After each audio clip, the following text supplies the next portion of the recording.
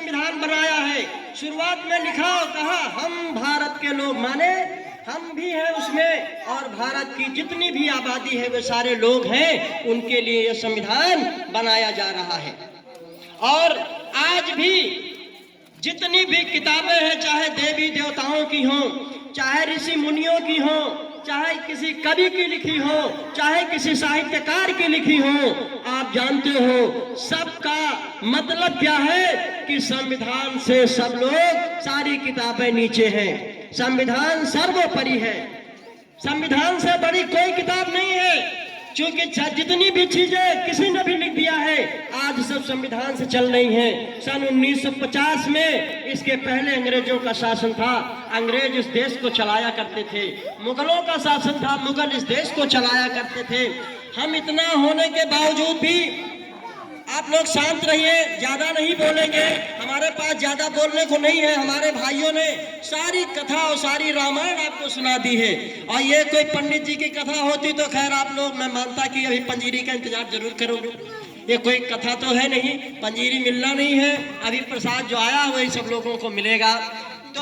तो मैं इतना कहना चाहता हूं कि आप लोग अगर पैसा अर्जित करो, आप लोगों के पास पैसा अगर आए तो तुम सबसे पहले 3 जगह लगाओ, चौथी जगह बाद में लगाना जब ज्यादा हो जाए।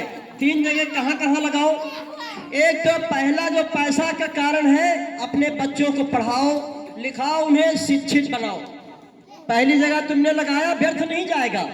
और दूसरी जगह वहां लगाओ कि तुम्हारा स्वास्थ्य सही हो, तुम्हारे बच्चे सही हो, बच्चों की तंदुरुस्ती अच्छी हो, ताकि कोई दुश्मन या कोई भी उनको घेरने की कोशिश करे तो उनसे वो लड़ सके, उनमें इतना साहस क्षमता पैदा करो। दूसरी जगह तुमने लगा दिया, और तीसरी जगह पैसा तुम वहां लगाओ कि इनके बाद तुम्हारी उस पैसे से सुरक्षा हो सके। सुरक्षा का मतलब जानते हो? जब तुम ज्ञानी रहोगे और जब तुम स्वास्थ्य से ठीक रहोगे, तो कोई झगड़ा करने आएगा तो तुम लाठी उठा करके उसको खदेड़ने का काम जरूर करोगे। तो आज का जो परिवेश है, हम अपने को सुरक्षित कैसे रहें, इसके लिए भी व्यवस्था है कि पहले तो अपने मकान की घेराबंदी करो, कम से कम अपने घर की सीमा में रह सको। दूसरे समाज में अच्छा समन्वय स्थापित करो, जिससे कि आपसे किसी से दुश्मनी रंजिश ना हो। और जब पढ़ लिख जाएंगे बच्चे, आगे जाएंगे, तो तुम्हारे परिवार की सुरक्षा स्वतः होने लगेगी। तो ये सब बातों का ख्याल रखो कि पैसे को दारू में, गांजा में, जुआ में, इसमें बर्बाद ना करो। यही कारण है कि हमारे समाज के लोग इन तीनों नशे में फंसे रहते हैं। लोधी जो है वो होता है जो लोहा धारण करता है, उसे लोधी कहते हैं। लोहा धारण करने के बाद अवंतीबाई लोधी बचपन में, कम उम्र में घुड़सवारी करना, बर्छी भाला चलाना, ये उनके जीवन का अंग हो गया था। हमारे यहाँ की लड़कियां आज होती हैं 25-25, 30-30 साल की हो जाती हैं, उनको कहीं जोश ही नहीं आता।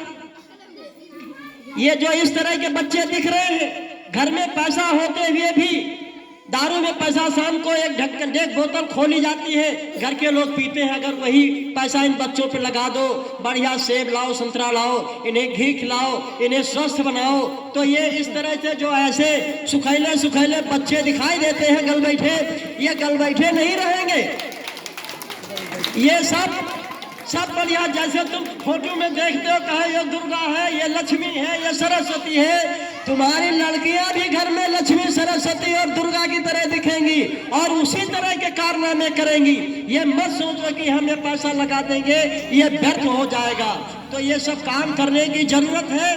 और सबसे बड़ा काम आज हमको जो करना है, ये लोकतंत्र है। पहले राजाओं का जमाना था, राजाओं के घर में जो बड़ा पुत्र होता था उसी को फिर राजा बना दिया जाता था, यानी जो रानी के पेट से पैदा होता था वही राजा बनता था। अब लोकतंत्र में ये खत्म हो चुका है। अब क्या है, अब तुम जिसको वोट दोगे, जिसको तुम अपना मत दोगे, वो राजा बनेगा। बस खत्म कर रहे हैं, बस चुप रहो। जिसको तुम अपना वोट दोगे, वो राजा बनेगा तो तुम्हारी संख्या इस देश में 50% से अधिक है, और दलित भाइयों को मिला लो दोनों लोगों को तो हम लोग 85% हैं, और 85% का राजा नहीं बन रहा है तो उनका दोष नहीं है, पंडित जी का, ठाकुर साहब का इसमें कोई दोष नहीं है। दोष हमारा है, हमारी वोट का है, हमारे समाज के दोषी हैं। इन लोगों से कहो, इन लोगों से मिलो कि जब हम 100 में 85 हैं तो 85 लोग तो हमारे होने चाहिए। 15 लोग नहीं रहेंगे तो कोई बात नहीं, हमारी लड़ाई 15 × 75 माने 6 गुना हम उनसे ज्यादा रहेंगे। तो भाई हम इन्हीं बातों से अपनी वाणी को विराम देते हैं। आप सब लोग ये अपना प्रसाद लेकर के जाइएगा। एक बात